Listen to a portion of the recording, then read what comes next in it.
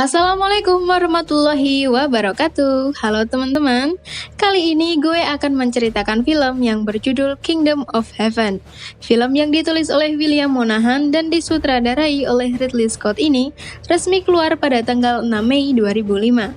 Film ini secara imajinatif dan fantasi bercerita tentang sosok Balian of Ibelin dari masa Perang Salib pada abad ke-12.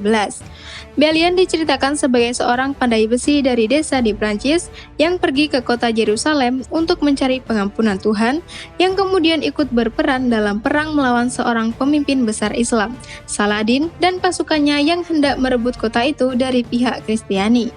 Cerita film ini diangkat dari kisah kehidupan Balian of Ibelin. Untuk lebih jelasnya, kita langsung saja masuk ke dalam rekap alur cerita dari film Kingdom of Heaven. Skuy!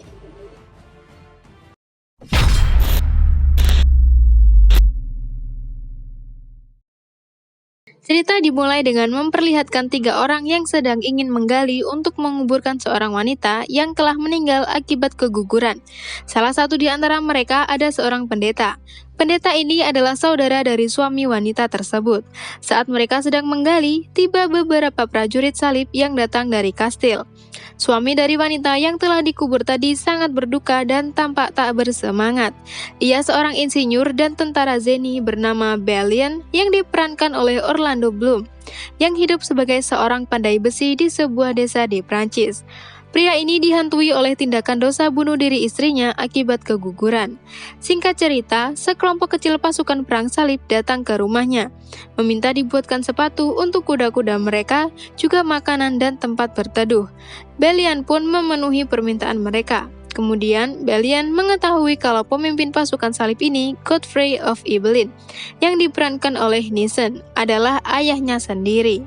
Ternyata, Godfrey datang memang ada maksud tertentu, yaitu untuk mengklaim kembali anaknya yang telah ia tinggalkan, yaitu Balian, dan mengajaknya pulang ke tanah suci Yerusalem. Awalnya, Balian menolak ajakan Godfrey, karena ia merasa tidak membutuhkan pengakuan dari Godfrey. Toh selama ini ia bisa hidup tanpa ayahnya. Godfrey tidak bisa memaksakan kehendaknya pada Balian. Ia paham kenapa Balian seperti itu. Kemudian pasukan itu pun bergegas bersiap untuk kembali ke Yerusalem. Sebelum rombongan itu pergi, Godfrey berpesan jika Balian berubah pikiran, ia masih bisa menyusul. Prajurit itu memberitahukan jalan mana yang mereka telusuri. Saat itu, tampaknya ada seorang pendeta desa yang mendengar pembicaraan. Pendeta itu berusaha meyakinkan Balian bahwa dalam situasi yang Balian alami saat ini, akan lebih baik jika Balian pergi bersama Godfrey. Pendeta itu meyakinkan Balian bahwa Yerusalem merupakan tempat untuk mencari pencerahan dan ampunan. Seperti reaksinya terhadap Godfrey, Balian juga tidak menggubris perkataan sang pendeta. Namun, ketika si pendeta itu mulai berkata hal menyakitkan mengenai istri tercintanya, pemuda pandai besi ini menjadi marah dan akhirnya membunuh pendeta itu. Keadaan berubah makin parah bagi Balian. Membunuh seorang pendeta merupakan kesalahan fatal. Pendeta itu mungkin ada benarnya juga. Tidak ada lagi tempat untuk Balian di desa itu. Akhirnya, Balian pun memutuskan untuk menyusul ayahnya pergi ke Yerusalem, dengan harapan bisa menebus dosa dan pengampunan Tuhan untuk istri dan dirinya sendiri. Sesaat ia meninggalkan desa itu, para prajurit penjaga lokal datang menemui pasukan salib dengan maksud hendak menangkap Balian. Pasukan salib Godfrey menolak menyerahkan Balian, dan kemudian terjadilah bentrokan berdarah yang kemudian dimenangkan oleh pasukan Godfrey. Akan tetapi, banyak di antara mereka yang terbunuh, dan Godfrey sendiri terluka parah akibat terkena panah di bagian rusuknya. Saat di pagi hari, mereka tiba di sebuah kamp pilgrim, jalan menuju Messina. Di sana mereka bertemu dengan salah satu bangsawan di Yerusalem yang bernama Guy de Lusignan, yang sangat angkuh. Singkat cerita, mereka tiba di pelabuhan Messina yang menuju ke tanah suci Yerusalem. Godfrey yang sadar bahwa ia sedang sekarat memutuskan untuk menobatkan Balian sebagai seorang kesatria dan memerintahkan agar Balian mengabdi pada Raja Yerusalem dan melindungi rakyat. Saat setelah Godfrey menobatkan Belian, ia langsung meninggal. Keesokan harinya, Belian pun berlayar ke Serasan. Kapal yang ia tumpangi terombang-ambing oleh ganasnya laut, dan akhirnya menghancurkan kapalnya. Setelah ia sadar, ia bangun di pinggiran pantai dekat dengan gurun pasir. Belian mencoba untuk berjalan melewatinya hingga menemukan kuda yang selamat dari kapal yang ia tumpangi. Tidak lama setelah ia menemukan kudanya, ia dihampiri oleh dua orang yang tidak dikenal dengan menaiki kuda. Kedua orang ini ingin bertarung demi mendapatkan kuda itu. Pertarungan melawan salah satu dari orang berkuda itu pun dimenangkan oleh Belian, yang menewaskan salah satu dari mereka. Salah satu dari mereka mendapat ampunan dari Belian dan memenuhi keinginan Belian untuk pergi ke Yerusalem. Setelah mereka sampai di Yerusalem, Belian ingin Imad, orang yang mengantarnya, pergi dan membawa kudanya, karena Belian tak ingin Imad menjadi salah satu budaknya.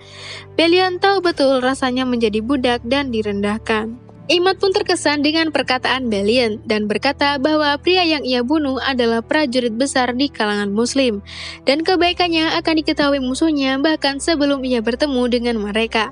Singkat cerita, Imad pun pergi dan Belian dihampiri oleh beberapa prajurit ayahnya karena Belian membawa pedang milik ayahnya tersebut.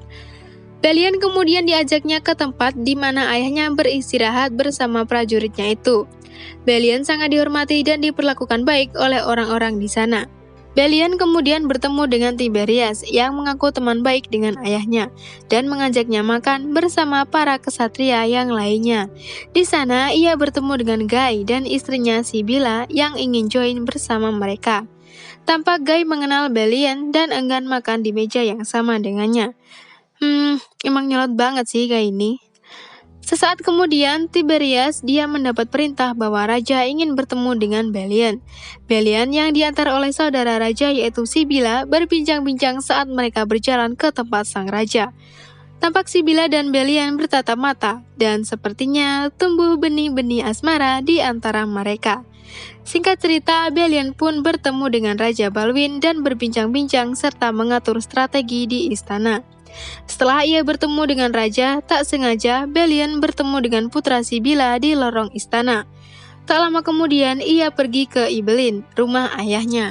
Terlihat tempat itu sangat tandus dan hampir tidak ada air yang mengalir di sana. Kemudian Belian memutuskan untuk bersama-sama menggali tanah yang tandus itu untuk menemukan sumber air.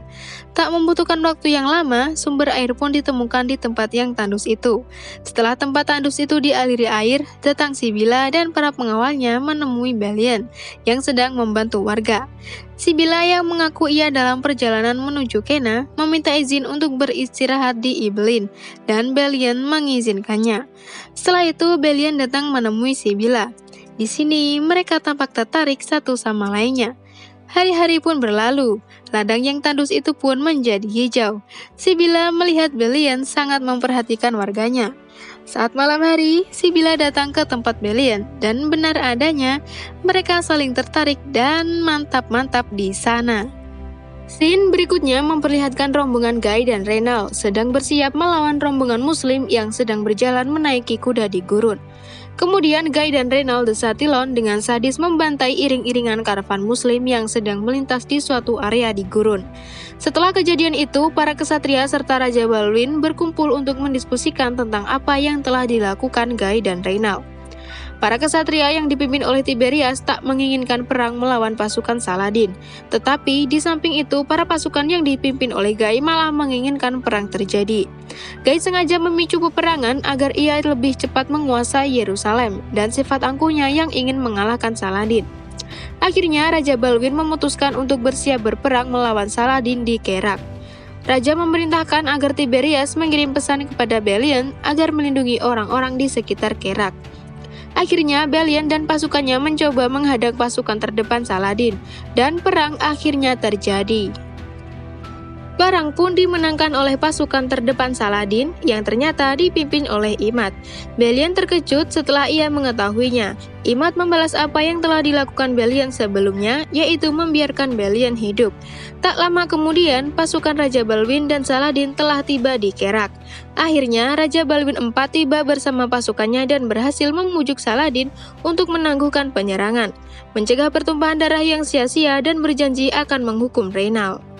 Renal akhirnya ditahan atas perbuatannya, dan Raja Balwin yang lemas karena penyakitnya pergi meninggalkan Kerak. Tiberias meminta agar Balian datang ke Yerusalem.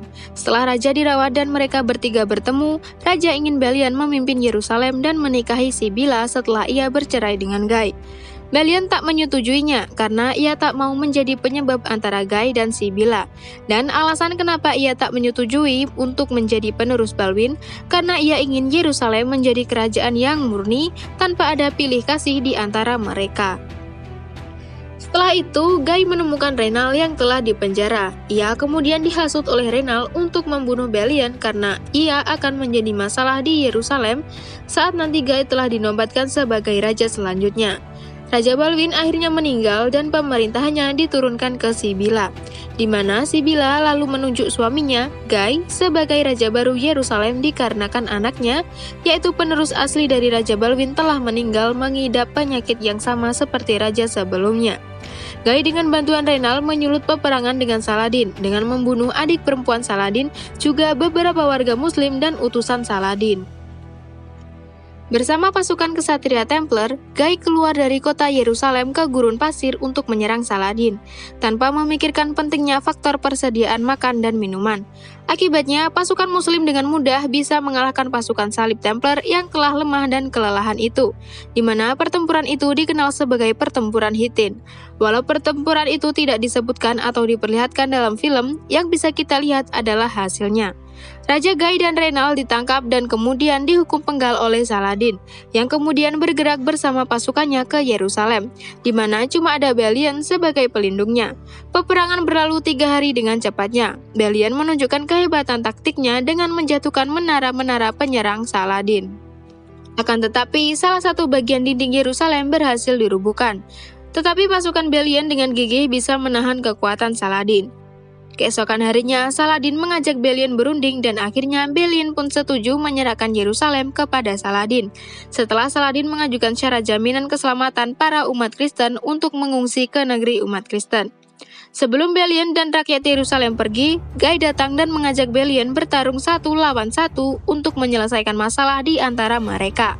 Pertarungan dimenangkan oleh Balian, walaupun harus mendapatkan beberapa sayatan dari Guy. Scene berlanjut di mana Imad dan Balian bertemu untuk terakhir kalinya, dan Imad menyerahkan kuda yang ia dapat dulu dari Balian. Di bagian akhir film akan tampak Balian telah berada di rumah lamanya di Prancis. Seperti kejadian sebelumnya, ada sekelompok pasukan salib menuju ke rumah itu. Kali ini pasukan itu dipimpin oleh Raja Inggris Richard I. Richard mengatakan pada Balian bahwa dia memimpin pasukannya dalam perang salib baru untuk merebut kembali Yerusalem dari Saladin. Raja Richard juga mengatakan dia sedang mencari Balian, yang orang-orang kenal sebagai pembela Yerusalem, untuk memintanya bergabung. Tetapi Balian malah mengaku kalau dia hanyalah seorang pandai besi dan menolak ajakan tersebut. Kemudian kita akan melihat Sibila berpakaian jubah bulu mewah, dan pada gambar akhir kita bisa lihat Balian dan Sibila berkuda bersama setelah berhenti sejenak di makam istri Balian. Film pun berakhir dengan tulisan bahwa setelah bertahun-tahun berperang, Richard tetap tidak bisa merebut kembali Yerusalem, dan peperangan merebut Yerusalem terus berlanjut sampai tahun-tahun mendatang, dengan bunyi, "Even today, peace in the kingdom of heaven remains elusive." Untuk segi cerita dari film ini cukup kompleks jika kita melihat dari segi sejarahnya. Namun, Ridley Scott mampu merangkumnya walaupun tak sedetail dari cerita aslinya. Dengan durasi 194 menit, unsur drama dan konflik yang ada di dalamnya cocok untuk kalian yang suka dengan film dengan genre action adventure drama. Jika kalian punya pendapat tersendiri tentang film ini ataupun rekomendasi film yang bergenre lain, kalian bisa berdiskusi di kolom komentar dan pastinya akan gua respon. Terima kasih telah menonton video ini dan sampai jumpa di rekap alur cerita film selanjutnya.